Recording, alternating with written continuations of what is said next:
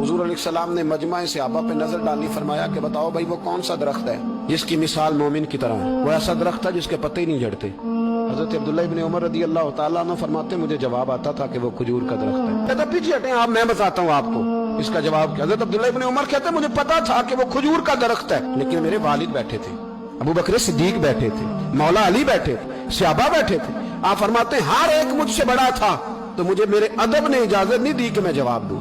अल्लाह करे मेरी इस बात आपकी समझ में आए। सवाल का जवाब मुझे आता था, लेकिन अदब का तकाजा था कि मैं बड़ों की मौजूदगी में जवाब न दूं। हुजूर ने दोबारा पूछा, सहाबा खामोश रहे, तो फरमाया मैं बताऊं?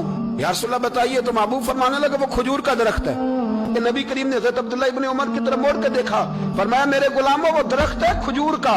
अब्दुल्ला को जवाब आता था, इसे पता था कि वो खजूर का दरख्त है, लेकिन तुम्हारे अदब की वजह से ये खामोश रहा। मेरे रसूल करीम अलैहिस्सलाम के गुलाम जिनके इल्म पर